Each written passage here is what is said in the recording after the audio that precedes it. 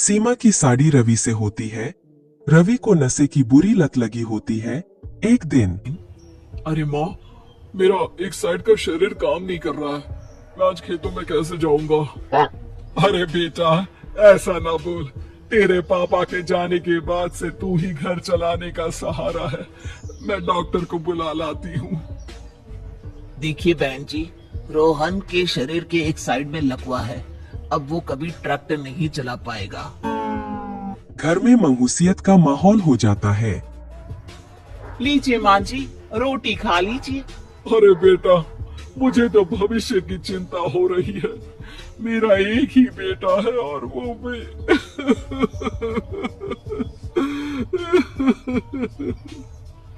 माँ जी, आप चिंता न करें। जब तक ये बीमार है मैं खेत जाकर काम कर लिया करूंगी। वैसे भी नशे के कारण इनका शरीर काफी कमजोर हो गया है। अगले दिन सीमा खेत में जाकर काम कर शाम को घर लौटती है। ये ले बेटा, पानी पी ले। कैसा रहा काम का पहला दिन? माँ जी, काम तो ठीक है, लेकिन मैं अगर ट्रैक्टर चलाना सीख लूँ ना तो काम और भी आसान हो जाएगा। अरे बेटा, दुनिया क्या कहेगी कि औरत होकर ट्रैक्टर चला रही है?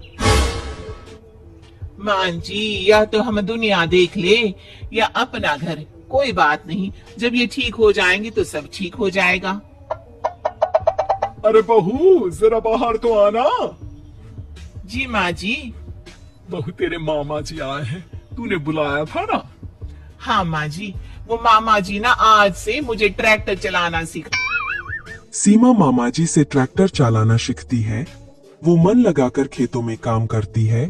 और एक दिन माँ जी, पता है इस बार पूरे गांव में सबसे ज्यादा फसल का उत्पादन हमारे खेतों में हुआ है। इस साल तो खूब पैसे आएंगे। हाँ। सास खुश नहीं होती है। वो चुपचाप वहाँ से जाने लगती है।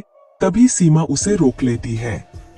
क्या हुआ माँ जी, आपको खुशी नहीं हुई?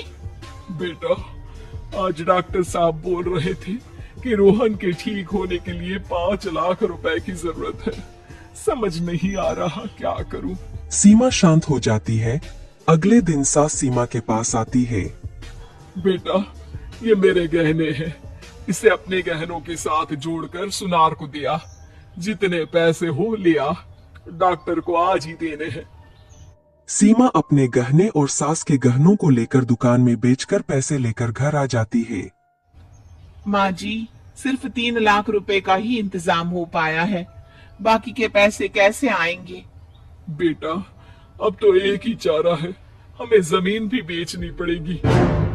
माँ, खेत बेच देंगे तो खाएंगे क्या? अरे बेटा, कोई दूसरा चारा भी तो नहीं है। रोहन ठीक हो जाए तो वो मेहनत करके इससे भी बड़ी जमीन ले लेगा। सास बहू मिलकर खेत भी बेच देते हैं। अब पूरे पैसे लेकर सास डॉक्टर के पास जाती है। डॉक्टर साहब, ये लीजिए सारे पैसे। बस किसी तरह मेरे बेटे को ठीक कर दीजिए। आपका बेटा ठीक तो हो जाएगा, लेकिन 6 महीने का समय लगेगा। सास बहू सोच में पड़ जाते हैं कि अब तो कोई जारिया भी नहीं रहा जहाँ से उन लोगों की कमाई हो। अब कमाएंगे नहीं तो खाएंगे क्या? माँ जी, मेरे माता पिता ने लड़की होने के कारण मुझे ज्यादा पढ़ाया लिखाया नहीं, लेकिन ट्रैक्टर चलाना सीखकर मैं कुछ काम करने के लायक तो हो ही गई हूँ। अरे बेटा, ट्रैक्टर अब कहाँ चलाएगी? खेत तो बिक गए हैं। माँ जी, मैं किसी और के खेतों में दिहाड़ी में काम कर लूंगी, कुछ तो पैसे आएंगे ही ना। कहकर सीमा काम करना स्टार्ट कर देती है। जैसे तैसे उन पैसों से गुजारा चल ही रहा था। माँ जी, पास के अस्पताल से मुझे नौकरी के लिए ऑफर आया है। पैसे भी ये 4 गुना ज्यादा मिलेंगे और अब खाने पीने दवाई के साथ हम कुछ पैसे भविष्य के लिए भी जोड़ पाएंगे।